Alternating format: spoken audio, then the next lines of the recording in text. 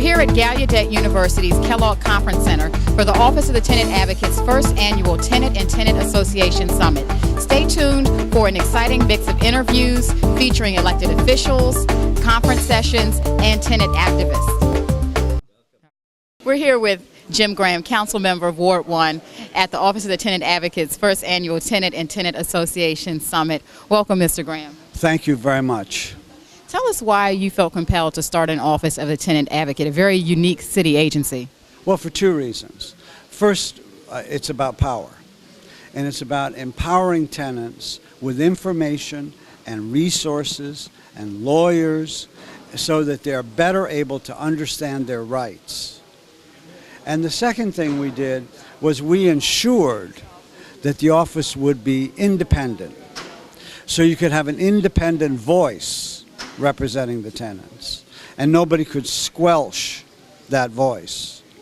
And that's why, in fact, I did come up with the title of Chief Tenant Advocate, because I wanted whoever held this job to wake up every morning with the realization that they were not a moderator, an administrator, a facilitator, a convener. They were the Chief Tenant Advocate. And that was their job. Let others worry about those other roles. That's not their job. They're to be there for the tenants.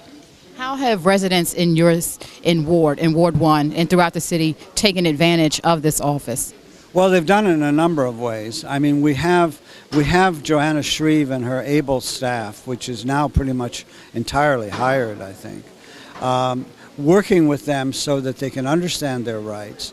In addition to that, though, we have funded community-based legal services through the OTA so that they can actually have legal representation in terms of organizing tenant associations, in terms of taking legal actions, which before they had none of that.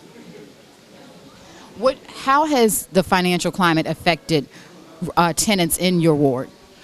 Well, there has been very little effect yet out of the ordinary, but it's going to be affected. There's no question about it. As the economy becomes contracted, as the problems worsen, always the poorest, bear the heaviest burden. And so we have to be even more vigilant in the future. What is your vision for the office as it grows? Well, I hope it will grow, and I'm going to do what I can to, now that it is fully staffed and funded, to enhance those capacities in the future. Because we have, for example, about just under 100,000 apartments, not people, apartments in the District of Columbia subject to rent control. So if you figure that the average occupancy is, and this would be low, if you figure it's 2 per apartment, then you've got 200,000 people.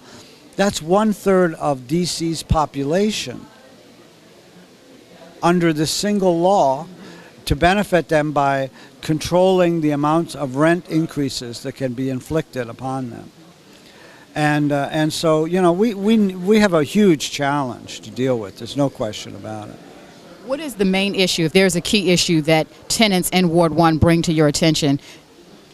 Well, I think as of late, it has been the voluntary agreement, where because we have closed so many of the other loopholes, that the landlord attorneys are now finding that they can convince people to give up the rights of future tenants in exchange for guaranteed rents for a period of years, no rent increases, cash payments, so that down the road, the building will be in weakened rent control situation or out of it entirely.